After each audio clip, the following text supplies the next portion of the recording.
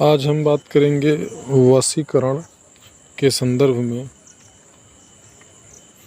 क्योंकि हम देख रहे हैं कि सोशल मीडिया पे तमाम वशीकरण से संबंधित वीडियो पड़े हुए हैं और ऐसा प्रयोग करिए जिससे कि वशीकरण हो जाए, वैसा प्रयोग करिए वशीकरण हो जाएगा।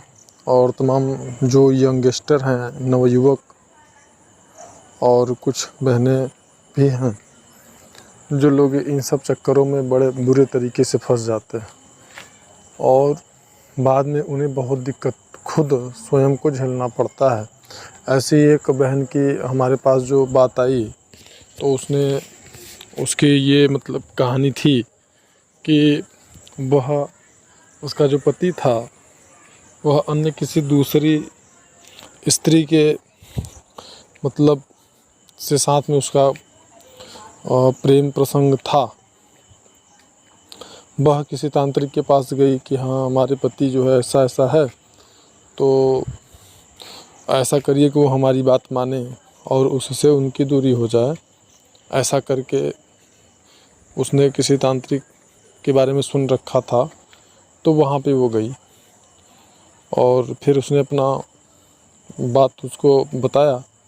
तो जो तांत्रिक था उसने क्या किया, उसने उस आदमी को पहले तो उस महिला से अलग करने के लिए उससे बोला कि हाँ हो जाएगा, और उसके लिए फिर वह उसको जो है मतलब प्रत्येक सप्ताह में एक दिन उसने निश्चित किया। उस दिन उस महिला को वो बुलाने लगा और उस दिन वो बहन जो है जाने लगी उसके पास में कि हाँ, तुम आती रहोगी इतने 16 या 21 जो है रविवार आओगी, तो ये तुम्हारा काम हो जाएगा।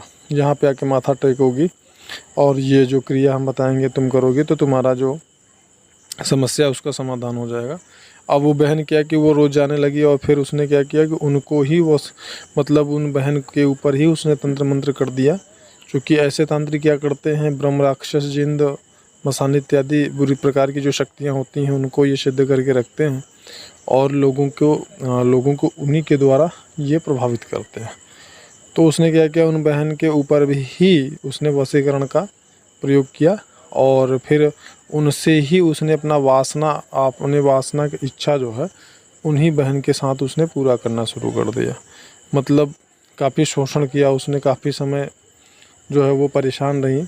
उसके बाद किसी प्रकार से उनको उस समस्या से छुटकारा मिला, किसी अच्छे जो है भक्त के संपर्क में आने से, योगी के संपर्क में आने से उनको उस समस्या से समाधान छुटकारा मिला।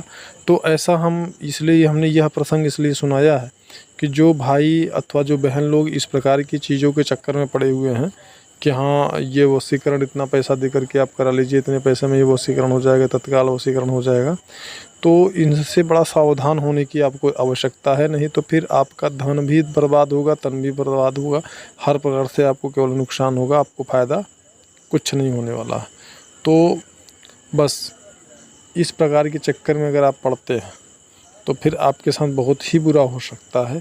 इस बात को सदैव आप ध्यान दें, क्योंकि ये जो वशीकरण होता है, वास्तविकता इसमें यह है कि वशीकरण के नाम पे ये लोग जो क्रिया करते हैं वो बुरी शक्तियों के आधार पे करते हैं, बुरी शक्तियों के द्वारा ही करवाते या करते हैं। अब जबकि आप इन बुरी शक्तियों को सिद्ध किए हुए, इनकी आप जो है मतलब कह सकते हैं कि आधार पे क्रियाएं करते हैं, तो ये बुरी शक्तियाँ कितना अच्छा काम आप करने के लिए आपको ये प्रेरणा देंगी, कितना अच्छा आपका विचार होगा, कितना अच्छा आपका सोच होगा। तो ये एक व्यापारीकरण हो गया। तो व्यक्ति हर प्रकार से सिर्फ अपना जो है लाभ ही चाहता है और हर प्रकार की अपनी इच्छा को आपके द्वारा जो है पूरा करना चाहता है। इसलिए इस प्रकार की अगर चीज़ों के चक्कर में आप पड़े हुए हैं तो उनसे बिल्कुल दूर हो जाएं।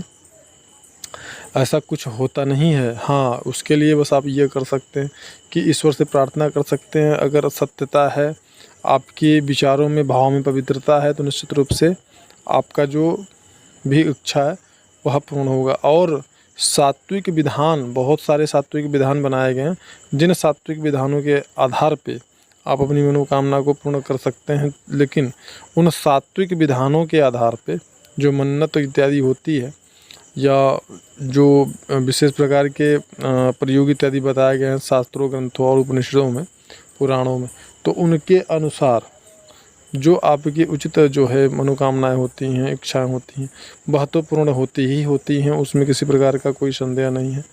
और इसीलिए अगर आपकी इच्छा उचित है तो फिर ऐसे स्थिति में आप यह जो भी प्रयोग शास्त्रोन्गत है, शास्त्रगत है, प्रमाणिक हैं, ऐसे प्रयोग को आप करें। ऐसे ही एक और विषय है जिसमें एक भाई जो है वशीकरण के नाम पे उन्होंने लाखों से तांत्रिकों ने लूट लिया, लेकिन किसी प्रकार का कोई मतलब नहीं निकला।